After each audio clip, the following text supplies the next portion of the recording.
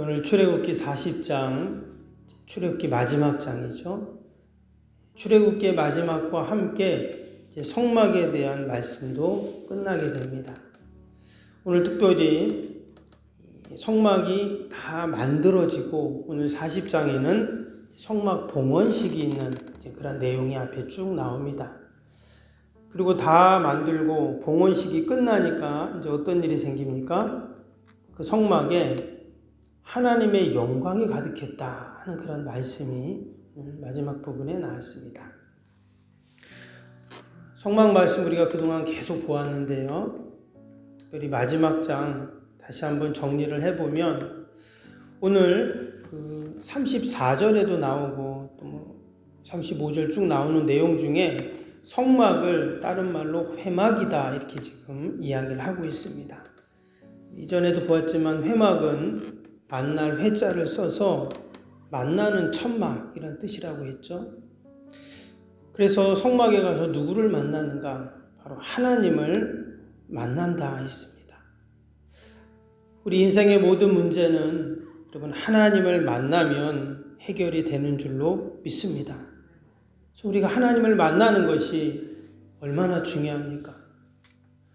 교회 안 다니는 사람이 처음에 교회에 옵니다. 교회에 왔다는 말은 다른 말로 하면 하나님을 만나기 위해서 교회에 오는 것이죠. 교회에 왔는데 하나님을 못 만난다. 그러면 오나마나입니다. 근데 우리 믿는 자들도 마찬가지죠. 우리가 이 새벽에도 교회에 왔는데 또 기도에 왔는데 왜 왔는가? 하나님을 만나기 위해서 온 겁니다. 그래서 우리가 이 새벽에도 기도하고 찬양하고 또 말씀 듣고 이 모든 과정 속에서 여러분 내가 하나님을 만나야 할 줄로 믿습니다. 근데 하나님을 만난다는 말은 또 다른 말로 하면 내가 나를 만나는 것입니다. 그리고 또 내가 다른 사람을 만나는 것입니다. 왜냐하면 내가 하나님을 온전히 만나지 못하면 나는 나를 만나지 못합니다.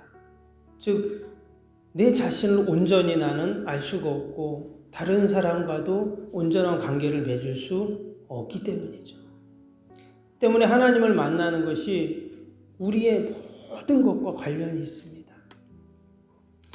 오늘도 우리가 직장에서 또 가정에서 또 내가 처한 곳에서 우리는 누군가를 만나거든요. 근데 오늘도 내가 온전한 만남, 복된 만남, 또 하나님이 기뻐하시는 만남은 바로 내가 먼저 하나님을 만날 때 모든 것이 가능한 줄로 믿습니다. 그래서 새벽에 우리가 하나님을 만나는 것이 얼마나 중요한지 모릅니다. 이스라엘 백성들이 시내산에서 하나님을 만났습니다. 근데 말씀드렸던 것처럼 시내산에서의 하나님과의 만남은 이례적인 만남이었습니다. 이전에는 하나님이 모세와만 만났죠.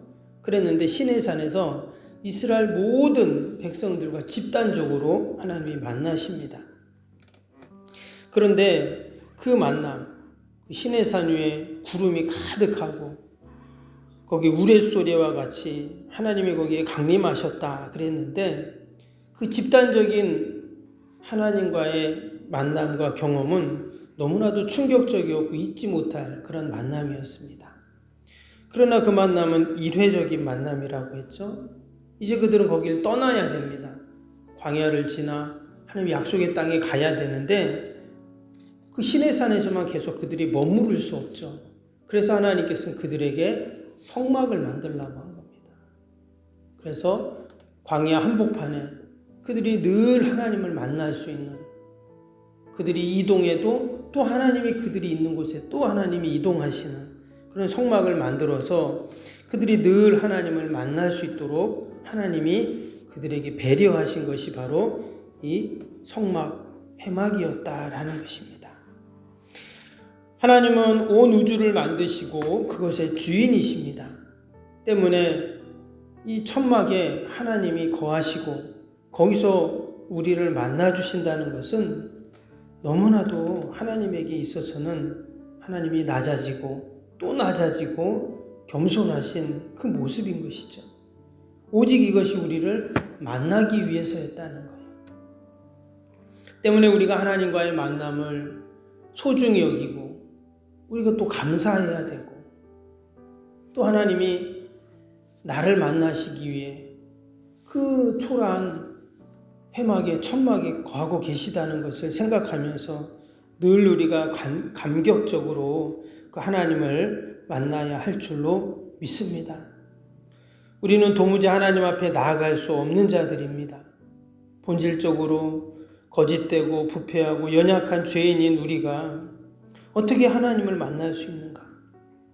하나님께서는 번제단에서 우리의 죄를 다 태우게 하시고 물두멍의 소리를 깨끗하게 씻게 하시고 또 성소 안에 들어가서 우리의 그 어두운 인생을 등불로 환하게 비춰주시고 우리의 굶주린 우리의 인생에 맛있는 떡상을 있는 떡으로 우리에게 배부르게 하시고 또 향기로운 그 분향단의 향기로 우리 몸을 다 거룩한 냄새로 만들어 주시고 그렇게 해서 지성소에 있는 그 하나님을 만나게 하시는 여러분 이 모든 과정들이 다 하나님의 은혜이고 여러분 복인 줄로 믿습니다. 그래서 우리가 성전에 들어올 때 교회 올 때 그냥 와서 그냥 우리가 앉아 있는 것이 아니라 이 성막을 한번 떠올려 봐야 됩니다.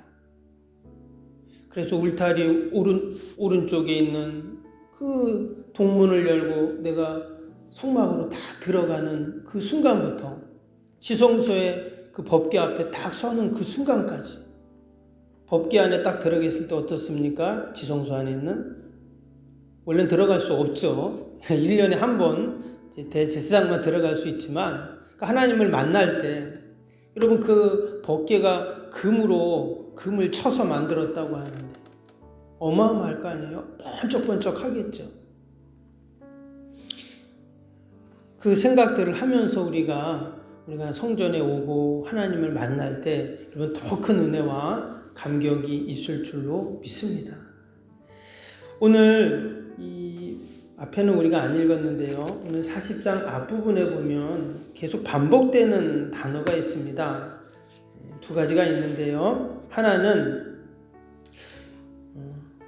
9절 한번 볼까요? 9절에 보시면 또 관유를 가져다가 성막과 그 안에 있는 모든 것에 발라 그것과 그 모든 기구를 거룩하게 하라. 그것이 거룩하니라. 이 보면 성막을 다 만든 다음에 기구들을 만든 다음에 그 위에 뭘 발랐다고 해요? 거기에 기름을 바르게 됩니다. 이게 관유라고 나왔는데 기름이죠. 기름을 발랐는데 옆에 보시면 13절에도 보면 아론에게 거룩한 옷을 입히고 그에게 기름을 부어 거룩하게 하여 그랬어요. 그가 내게 제사장 직분을 행하게 하라. 그 아론에게도 기름을 발랐어요. 그래서 거룩하게 했다. 그리고 그 뒤에 보면 15절 또 이어지는 내용들 보면 계속 기름을 발랐다 이런 내용들이 나오게 됩니다. 여러분 기름을 바르면 거룩해진다 이랬는데 그러면 우리가 무조건 기름만 바르면 다 거룩한가? 그렇지 않겠죠? 근데 여기서 기름을 발랐다는 이제 그 말씀 속에서는 우리가 앞에도 나왔지만 하나님께 드려졌다 하는 의미가 있었습니다. 물두멍은 말 그대로 쇳덩어리라고 했죠. 사실 번제단, 법궤 다 나무로 만들었습니다. 그럼 금을 입히고 쇠로 입혔을 뿐이죠. 그런데 그것이 왜 거룩한가? 기름을 바르면 바로 하나님께 드려졌기 때문이다라는 것이죠. 우리 성도들도 마찬가지입니다. 우리가 어떻게 하나님의 자녀가 되고 거룩한 무리인 성도가 되었는가? 우리가 하나님 앞에 거룩한 자, 존귀한 자가 다 되었는데 우리가 도덕적 윤리적인 잣대로 판단한다면 그렇지 않을 수가 있어요. 종종 그런 경우 있죠. 야, 저 사람이 어떻게 교회를 다녀? 야, 저런 사람이 어떻게 직분자야? 이런 생각이 들 때가 있어요. 그런데 오늘 말씀처럼 그냥 나무 조각이고 쇠 조각인데 그것이 다 거룩하다고 했어요. 기름을 발랐더니. 그래서 우리가 하나님께 드려졌을 때 그게 거룩해지는 겁니다. 내가 아무리 선하게 살고 착하게 살고 그래도 그것이 거룩한 게 아니라는 거예요. 오로지 하나님께 드려질 때 그것이 거룩해지는 겁니다. 그래서 하나님께 드려졌는가 안 드려졌는가가 결정의 기준이에요. 지금 이 성막에 있는 모든 기구에 관유를 부었습니다. 성령의 기름 부음이 있었다는 말이에요. 그렇기 때문에 지금 거룩해진 것입니다. 그리고 우리가 오늘도 성도로 살아가고 거룩한 자로 살아가는 방법이 뭐냐? 오직 성령님 의지하고 성령의 기름 부음 가운데 우리가 사는 것이죠. 그래서 이 새벽에도 기도할 때 우리가 그런 믿음을 갖고 기도해야 합니다. 하나님, 오늘도 성령의 기름 부음으로 함께하옵소서. 오늘도 우리 자녀들에게 성령의 기름 부음, 성령의 충만함을 허락하게 달라고, 주님의 교회 가운데 늘 성령님 충만하게 해달라고, 그리고 우리가 함께 기도할 때 우리가 거룩해지고 또 하나님께 드려지는 자가 될 줄로 믿습니다. 그리고 또 한 가지는 뭐냐면, 앞에서도 계속 나온 말씀이지만 하나님의 명령대로 했다라는 말씀이 계속 나오게 됩니다. 먼저 16절 볼까요? 16절 보니까 모세가 그같이 행하되 곧 여호와께서 자기에게 명령하신 대로 다 행하였더라. 또 밑에 19절도 보시면 명령하신 대로 되니라. 또 21절에도 나오죠. 또 23절, 25절, 27절, 29절 다 보면 하나님이 모세에게 명령하신 대로 되니라, 이런 말씀이 계속 반복이 되고 있어요. 하나님이 이렇게 성막을 지어라 했더니 그렇게 다 지었다는 거죠. 그래서 하나님의 명령대로 다 했다는 겁니다. 그 명령대로 하면 이제 뭐가 달라지죠?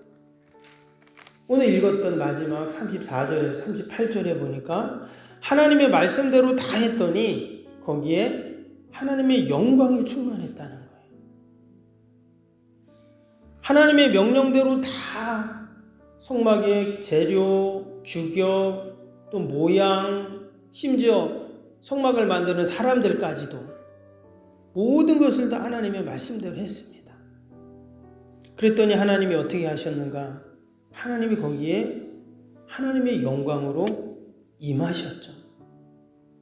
이것은 단순히 성막을 만들 때만 그런 것이 아닙니다.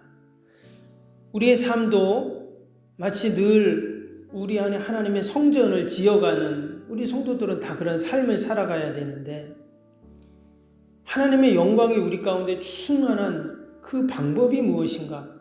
오늘도 내가 하나님의 말씀대로 사는 겁니다. 하나님 명령하신 대로 살면 거기에 하나님의 영광이 충만한다 하는 말씀을 우리에게 말씀하고 있습니다. 그 영광이 얼마나 충만했는지 35절에 보면 모세가 회막에 들어갈 수 없을 정도였다라고 했어요. 하나님의 영광은 눈에 보이진 않습니다. 근데 지금 이스라엘 백성들에게는 그것이 어떻게 보였어요? 그 성막 위에 구름이 가득했죠. 그리고 밤에는 그 구름 사이에 불이 또 불기둥이 가득했다고 이렇게 얘기했어요.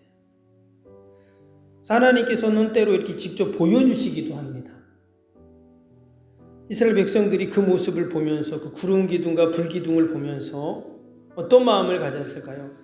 야, 하나님이 늘 우리와 함께 하시는구나. 이 광야 한가운데서도 우리와 함께 하시는구나. 늘 하나님은 성막에 계시니까 우리가 언제든지 가서 하나님 만날 수 있구나 하는 그 마음을 가졌겠죠. 그래서 우리도 늘 뭘 봐야 될까요? 하나님의 영광을 봐야 합니다. 그 성막 위에 있는 그 구름 기둥과 불 기둥을 보면서 이스라엘 백성들이 하나님의 영광을 보았듯이 우리들도 늘 영의 눈을 떠서 하나님의 영광을 봐야 돼요. 목사님 아무리 봐도 안 보이는데요. 네. 그렇죠? 우리 눈으로, 육안으로는 안 보이겠죠. 그러나 우리가 믿음의 눈을 다 뜨고 늘 하나님의 영광이 주의 전에 있고 또 우리의 삶 가운데 하나님의 영광이 우리 앞을 인도해 가시는 것들을 우리가 믿음으로 바라볼 때 여러분 우리의 삶이 늘 복되고 승리하는 삶이 될 줄로 믿습니다. 오늘도 우리는 내 인생에 내 안에 성전을 지어야 합니다. 하나님의 말씀대로 짓고 또 성령의 충만함을 우리가 늘 소망하고 그래서 하나님의 영광이 우리 가운데 늘 임해서 우리의 삶이 우리의 인생길이 늘 복되고 때로는 모진 광야길이지만 우리가 넉넉히 그 광야길을 이길 수 있는 다 헤쳐나갈 수 있는 그 비결이 무엇인가? 바로 우리 안에 그 성전을 짓는 것이죠. 우리가 그동안 오랫동안 성막에 대한 말씀들을 쭉 보았는데요. 다시 한번 이 성막을 통해서 우리에게 주신 그 하나님의 놀라우신 은혜와 그 사랑을 우리가 기억하면서 우리가 이 말씀들을 꼭 심령 가운데 꼭 간직해야 할 줄로 믿습니다. 기도하겠습니다. 사랑과 은혜가 충만하신 하나님